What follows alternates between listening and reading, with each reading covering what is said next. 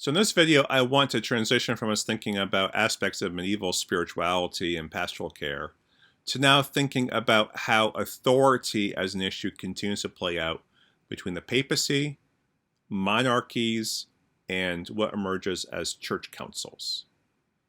And the pressing question is for medieval Christianity in the 13th and 14th centuries is what's the relationship between papal authority, episcopal authority, and temporal authority? How do these various realms of Christendom relate to one another? And who has precedence over the other? Part of this is a question of how to think about certain key New Testament verses about authority. One is Matthew chapter 16, verse 19, where Jesus names Simon as Peter, the rock upon which he'll found his church, and gives him keys for binding and loosing what's on earth and in heaven.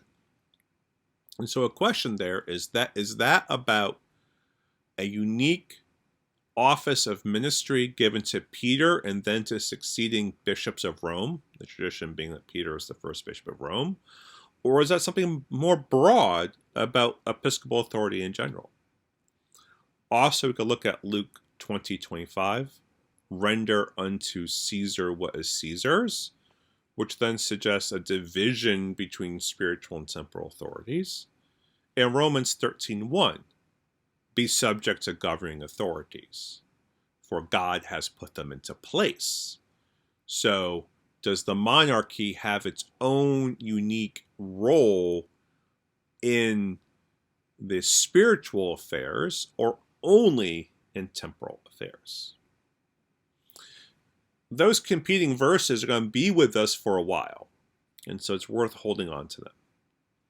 The issues really present themselves in developing arguments for papal primacy. That is the notion that the Bishop of Rome, the Pope, has primary authority over all other forms of the church, and essentially has authority over all other archbishops, bishops, abbots, and indeed even over other monarchs.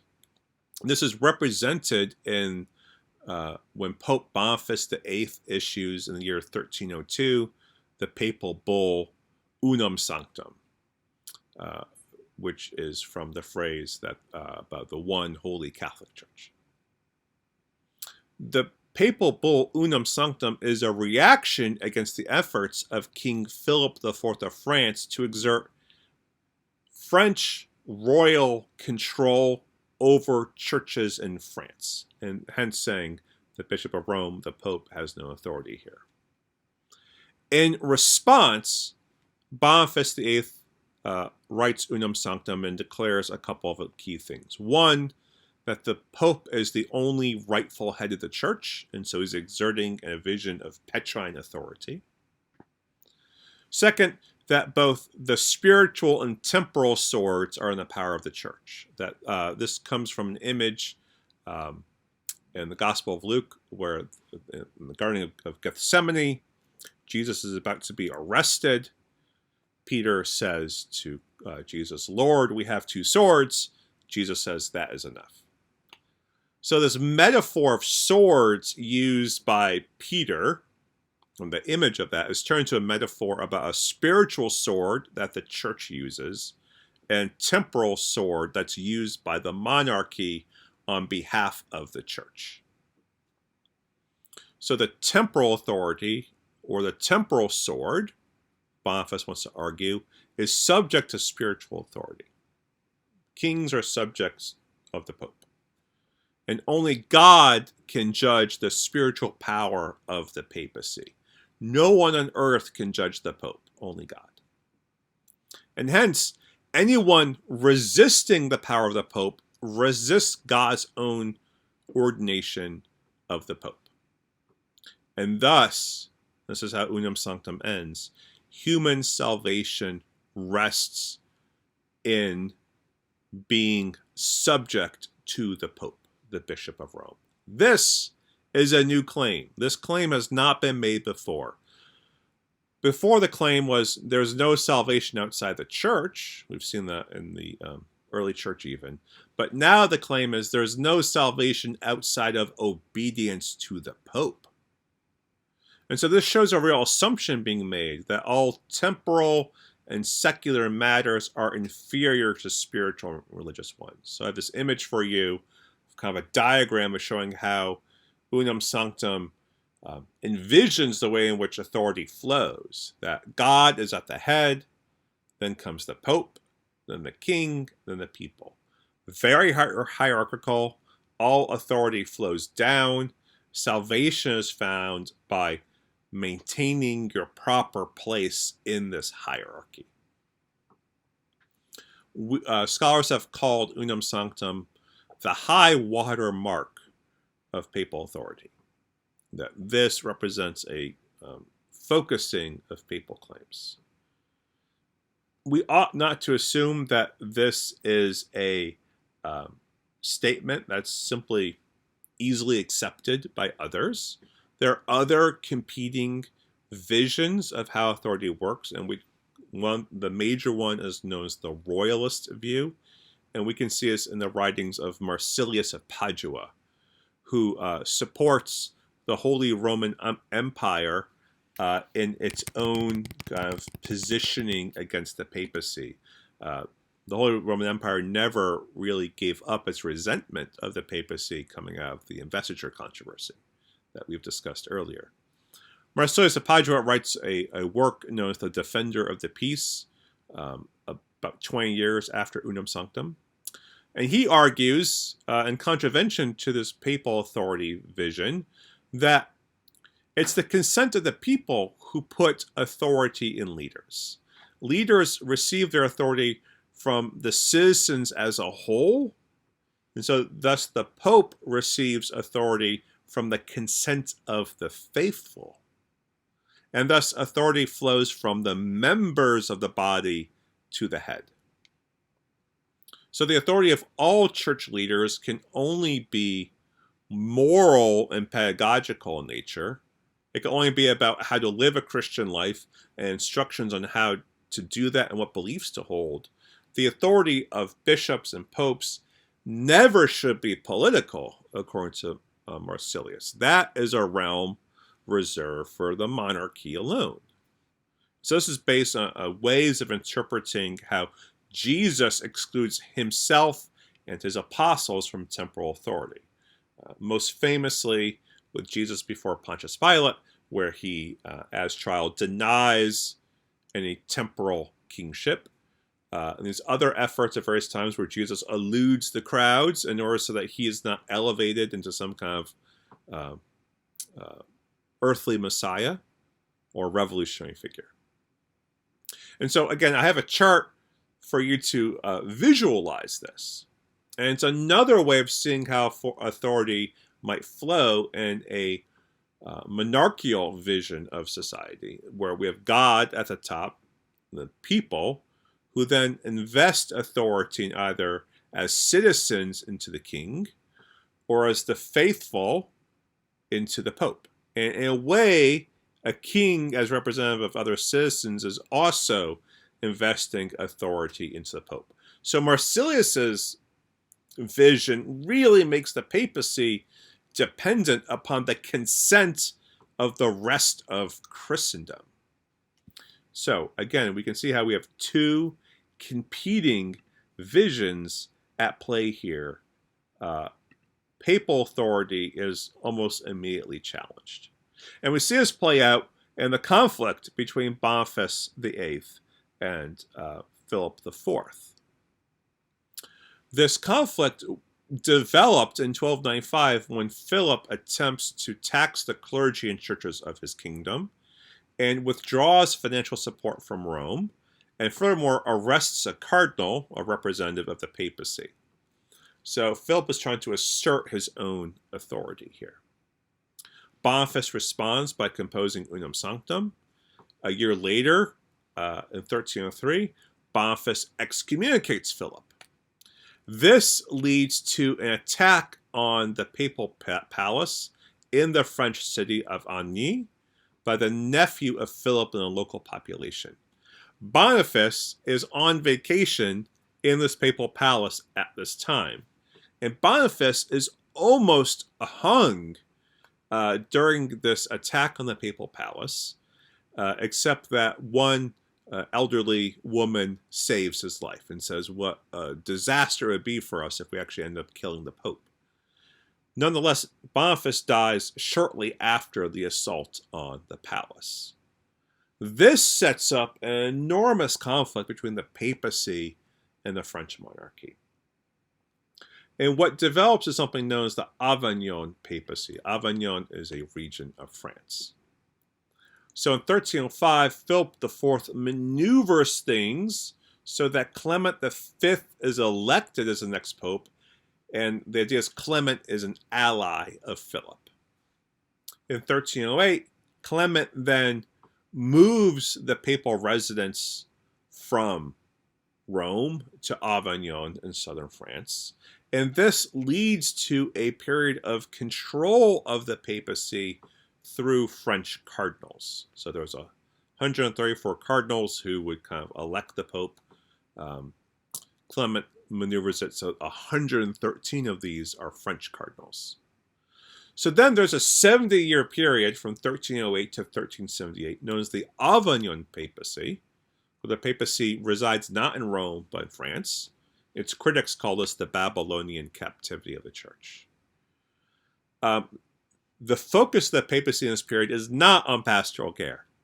Rather, it's on things like building up the bureaucracy, collecting tithes and tax revenues, doling out patronage, all to further build up the authority of the papacy. And no engagement with calls to reform the papacy or the wider church. This leads to a decline of the prestige of the papacy in this period of time, and an increasing sense over the decades that the Pope must return to Rome and fix things. However, the disagreements about how to deal with this crisis leads to a deep schism known as the Western Schism. There's a new election for a pope in the year 1378. Urban VI is elected by 16 cardinals. The College of Cardinals have been greatly reduced in time. 11 of these cardinals are French. Urban is Italian, and he begins to make further moves to reform the College of Cardinals and make it a majority Italian College of Cardinals, and then move the papacy back to Rome. When the electing cardinals get wind of Urban VI's plans, these cardinals, 13 to 16 of them, declare the election invalid because they say they were threatened to vote for Urban and never meant to do so in the first place. In response, these 13 cardinals elect a new pope, Clement VII. He previously was Cardinal Robert of Geneva. He was the cousin of King Charles V of France. So they elect a clear ally to the French monarchy. Urban VI refuses to abdicate as pope. He excommunicates Clement, who then excommunicates Urban. And so for the next 40 years, we have a set of rival popes called Pope and Anti-Pope. Now, I have a map for you that shows how this develops into regional rivalries over which nations align with which pope, Pope or Anti-Pope. Now, in this line, the line of Urban VI is designated the authentic papal line, and the line of Clement VII is deemed the anti-papal line. So under the papal line, or what's called the Roman obedience, we have England, Ireland, Italy, the Holy Roman Empire, Hungary, Poland, the Hanseatic League, which was Northern German Confederation, Scandinavian countries, Flanders, which is now part of Belgium. And then you have the parallel Avignon obedience, or the anti-popes. So France, Scotland, Castile and Aragon and Navarre, which all make up portions of what we identify as modern-day Spain, and Savoy. There's a real crisis here. if Boniface VIII said, there is no salvation outside of obedience to the Pope, which Pope do you obey? Where does your salvation lie? This crisis of the papacy is perhaps one of the great contributors to the rise of the Protestant Reformation, just really a little bit more than a century later. One of the ways in which there is an attempt to resolve this issue is by developing the concept of conciliarism, or the development of the conciliar movement. We see this in the Council of Pisa. So this is a church council where the leading bishops and abbots across the Western Church met together and developed this concept of conciliarism, which is that actually supreme ecclesiastical power is located in universal or ecumenical councils of the church. So it's not the Pope at all who is the sole head of the church. The Council of Pisa deposes the popes as heretics and schismatics, both of them, and they elect a new pope, Alexander V. What this does, though, is that the deposed popes of the Roman obedience and the Avignon obedience both refuse to acknowledge Alexander V as pope, and so now we have a brief period of time where there's 3 popes. This is not doing great favors for the papacy or the church in general. This leads to the Council of Constance, held between 1414 and 1417. There, a conciliar decree is passed called Unam Sancta, which again says the authority of councils is superior to that of the authority of popes, and that conciliarism is an official teaching of the of the church. And so emphasizing the importance of a reform of the church in head and member. And so the councils, again, are placed as this fundamental authority in the life of the church, superior to popes, whom the Council of Constance declares can err, make mistakes in certain matters. This leads in 1417 to the deposal of all the rival popes, and Pope Martin V being elected, and his election ends this very lengthy schism within the church that had gone for roughly 50 years. Conciliarism seems like it's going to carry the day and maybe save the church from its crisis of authority. But later popes begin to reject the concept of conciliarism. They don't want to share power with ecumenical councils. And Pope Pius II, about 40 years later, ultimately declares conciliarism to be a heresy. Monarchs who had really supported the conciliar movement earlier on also begin to reject it, because the principles that are applied to the papacy could just as easily be applied to monarchs. That monarchs would need to collaborate with parliaments, with their citizens in some kind of elective body, and thus undermine monarchical authority. So papacy and monarchy both have a vested interest in seeing conciliarism go away. But it won't go away. We're going to see it come back in new ways with the rise of Protestantism a century later.